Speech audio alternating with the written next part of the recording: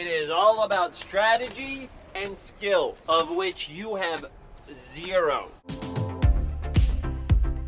Hey, welcome to ScreenCrush. I'm Ryan Harriet, and this is all of the Easter eggs, references, and little things you might have missed in Season 2, Episode 4 of The Bad Batch.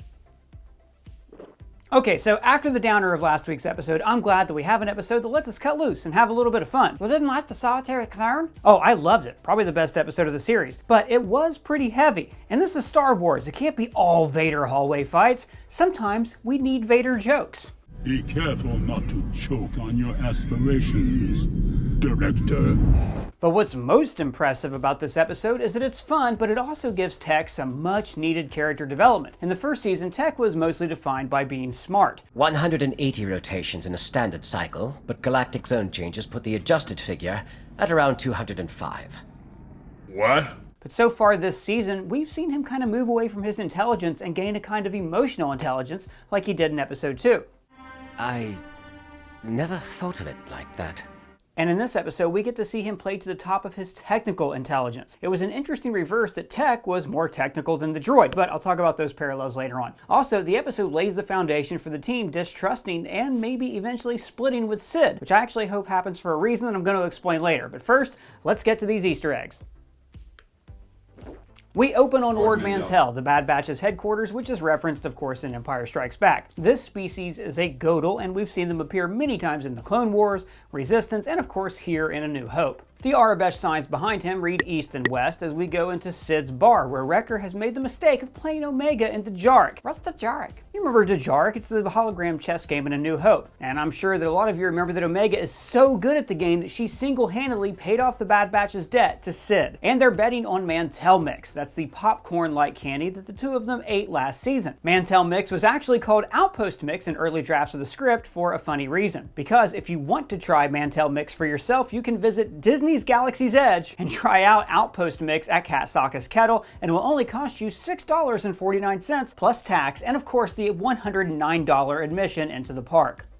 Hey, what's that stuff you keep drinking? What, this? I've been using it for months. It's my daily dietary supplement called AG1 by Athletic Greens. They're the sponsor of this video. AG1? What's it do? It actually does a lot. So I've been drinking AG1 for about a year. It's a nutritional drink with all the vitamins and minerals that I need throughout the day. It has 75 different ingredients, including vitamins, minerals, superfoods, probiotics, and adaptogens. And for me, I use it for two things. One, it gives me energy. Like a cup of coffee? No. This is more of like a sustained energy throughout the entire day. Getting the right amount of vitamins from AG1 helped me achieve a lot of my New Year's resolutions last year because I was able to stay focused throughout the entire day. It includes key ingredients for the mitochondria, which are the energy powerhouses of the body. Oh, a mitochondria powerhouse. That's nice. So what's the second thing you use it for? Exercise. So for workout recovery, this is the best nutritional drink that I've ever used. I recover faster and the high magnesium cuts down on muscle soreness. You see, using AG1 is a great way to enable you to accomplish your goals for 2023. It's also very easy to use. One scoop,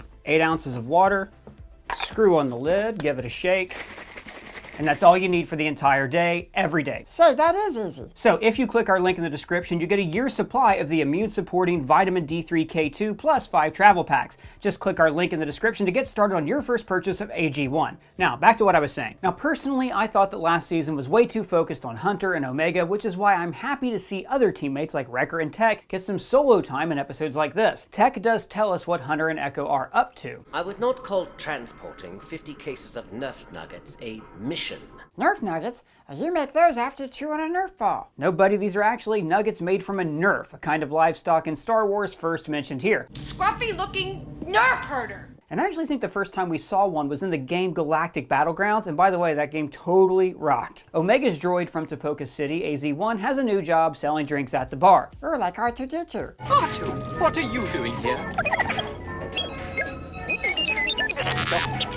Yeah, and I think it's funny that he's like this sophisticated droid who helped operate a cloning facility, but this is the best job the Bad Batch has for him right now. This is the only life I know. Now there's a gambling game in the background here with Arabesh that spells Lucky Shots. Now notice that it has a clone trooper helmet from the beginning of the Clone War. That's a really cool detail because it tells us that the game was created when the war was first started and people probably thought it was going to be a quick victory. So it was easy to commercialize. Also, any machine that was designed and put into production would probably need a couple years to get to market. So of course, it would have the helmets from 4 years earlier. Then they travel to the new planet and one of the first shots we see shows someone drinking a bottle of liquor called Deep Core, probably a reference to the the core of the galaxy, implying that the drink is strong and dense with alcohol, much like the greater gravity at the core of the galaxy that makes it so dense with stars. This planet Zephydoon is one of those galactic hubs that is filled with other Star Wars species. So here we have an Aqualish, and it's dressed like the original Kenner action figure from the first Star Wars movie. He's talking to an Arcona, who was the first alien we saw in the Mos Eisley Cantina. We have a few Twi'leks, a couple Rhodians, and later on there is a blue-skinned Pantoran here. George Lucas famously played a Pantoran in Revenge of the Sith. Now this pig-like person is a Snivian like Snaggletooth in A New Hope. Thanks Adam Lance Garcia on Twitter for that assist, because it was driving me crazy. And the most obscure alien that I found is this guy. It looks familiar, kind of aquatic, and it took me a while to work this out, but then I figured out this is one of the unidentified tentacle face species like Lubo in the Clone Wars. So this episode of The Bad Batch is actually paying homage to the roots of Star Wars. Star Wars creator George Lucas is a massive gearhead, and he loves auto racing. You can see this in all of his earlier work. THX 1138, his first feature, ends with a car chase. His breakout hit, American Graffiti, climaxes in a drag race. The movie builds up to the race the entire time, with a newcomer in town looking to take down the local racing champ like they're gunslingers. And that newcomer, by the way, was played by Harrison Ford. I also want to point out that racing has become part of the DNA of Star Wars. Novels like Star Wars Bloodline, which by the way is crucial reading for actually having The Force Awakens and the sequel trilogy make sense, that novel shows that Han Solo was a successful racing pilot in the years leading up to The Force Awakens. And the show Star Wars Resistance showed racing as a big part of the culture of the platform in Season 1. And of course, The Phantom Menace has a 20-minute NASCAR in space sequence that inspired this entire episode. Except, instead of racing pods pulled by jet engines, they're flying micropods loaded with weapons. This riot racing also seemed a little inspired by the Twisted Metal Star Wars game that came out shortly after The Phantom Menace. Later, we're even introduced to a racer named Jet Benin, who could also be an homage to George Lucas. His son, Jet, played this Jedi Padawan in Revenge of the Sith. Notice that the arena is also filled with flags, and these flags correspond with the colors of the Riot Racer pods. This is just like how, in The Phantom Menace, the racers all carried flags that were designed to match their pods. Also notice how the arena uses these giant tarps to give shade. Now this is exactly how the Colosseum in ancient Rome would put a roof over its building, with these massive sails that were rigged up by sailors that would provide shade and shelter from rain. This is yet another example of how Star Wars likes to place ancient works in a sci-fi setting, so everything seems both familiar and new at once. Alright, then we meet Sid's racer Teo, and he is voiced by the same actor who co-voiced BB-8. And that actor is Ben Schwartz, John Raffio from Parks and Rec. Hope you brought a change of clothes, because your eyes are about to piss tears. I really like this character because he's arrogant and believes that you should race on instinct, which is exactly the opposite of how you think a droid would react. But this shows us that Tech is even more technically minded than a droid. Whereas the droid is programmed to act like a cocky racer, Tech's genetic programming allows him to see a situation impartially and analytically. Well, if droids could think, there'd be none of us here, would there? Teo says, You think you can make the split-second calculation to one out there? and remember, this is why Anakin was able to pod race, because he was force sensitive. I'm the only human who can do it. He can see things before they happen. That's why he appears to have such quick reflexes. It's a Jedi trait. And speaking of the Phantom Menace, there are pit droids walking around all over the episode, like this one. And during the race, they watch on this tablet, which is very similar to the one that Shmi used in episode 1. And of course, the whole episode revolves around an all-or-nothing wager on a race, just like the Phantom Menace. I also love the design of Teo. It looks like he is a literal car engine. And here's another possible reference to Lucas's American Graffiti. His exposed chest looks like it was inspired by Milner's 32 Coupe in American Graffiti. And then the gangsters show up. Their species are a Gamoran, of course from Jabba's palace, a Trandoshan, and the racer is an Osarian. One of them was also a pod racer in the Phantom Menace. But get this, the lead gangster, Grinny Malegi, is a Dawaton. That is the same species as Pan Eta if you read the New Republic line of books, which you should because they're great. And Grinny is voiced by none other than Ernie Hudson. Hello?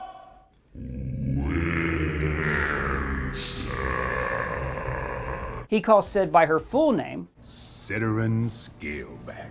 which is important. When a character from the past reveals a full name, it's usually an indication that they hold a special truth about this person that is new to the audience. For instance, when we found out the source of Indiana Jones's nickname. Henry Jones Jr. Like Indiana. We named the dog Indiana. In this case, Malegi tells the Bad Batch that they cannot trust Sid. Watch your backs. And this is really the point of this episode, to sow the seeds of Sid's eventual betrayal of the team. And yet, later in the episode, Sid is surprised to see that they helped her.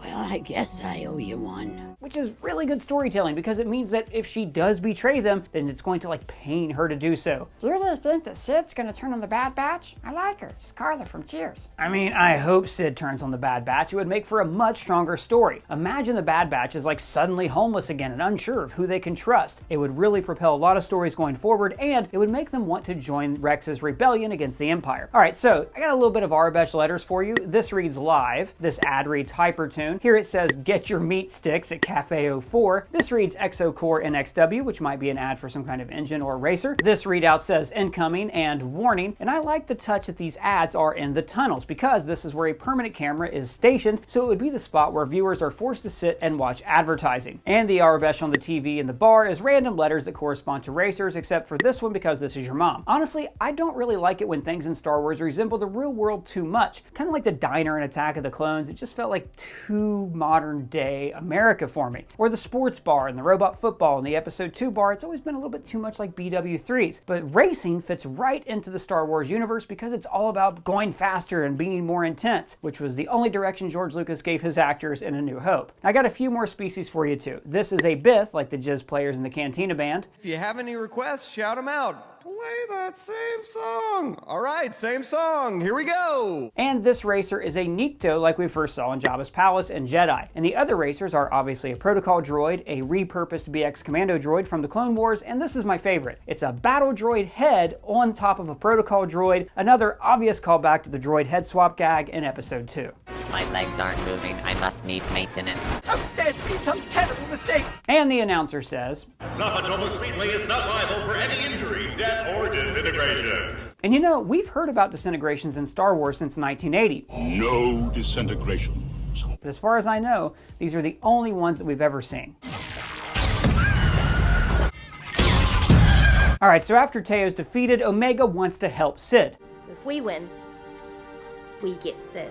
Which is perfect because Omega is the heart of the team. She is the moral center that prevents the team from becoming just full-on mercenaries. And if Sid is ever tempted to turn in the Bad Batch, Omega is the only reason she would hesitate. And in the same way, Omega is the only reason that the Batch would stay with Sid. We see the seeds of this drama in this episode when Tech is talking about her underworld connections. This is not the first time she has required our assistance due to her dealings with individuals of questionable integrity.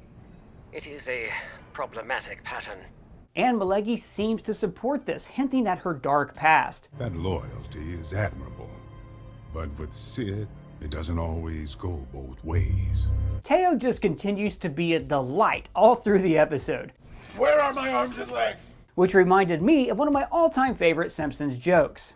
Father, give me legs. And he had the funniest death scene since Brad Pitt in Meet Joe Black. If you want to win out there, offense is the best.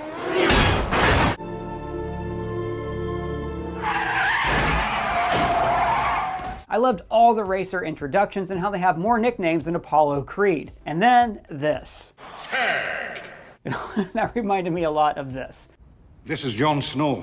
And then we got a genuinely awesome racing episode.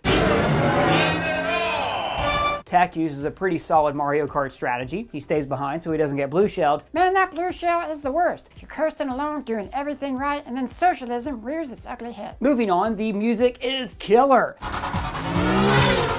This is a great counterpoint to the haunting, melodious score that Kevin Kiner gave us last episode. Now, a few neat details about this race that I noticed. The lightning here is there to disable the racers, like the pylons that Anakin drove his speeder through in Attack of the Clones. And the tunnels are actually shielded to absorb blaster shots. Notice how they absorb these blasters here and diffuse the energy, so the tunnels won't collapse on the racers. So many cool details in this sequence, like Tech pulling a Marty McFly, and the way the Nikto pulled himself into this buzzsaw. You can really tell the animation team was excited to put this race together. It's so much fun. Afterwards, Tech gets cheers, also kind of like Anakin and Phantom Menace, and Sid is like moved by this gesture. I don't know, like maybe she'll turn on the Bad Batch, maybe she'll have the opportunity to and she'll go another way. What do you guys think? Let me know in the comments if you think Sid's gonna turn on the team, and you can @ me on Twitter. And if it's your first time here, please subscribe, smash that bell for alerts. For ScreenCrush, I'm Ryan Airy.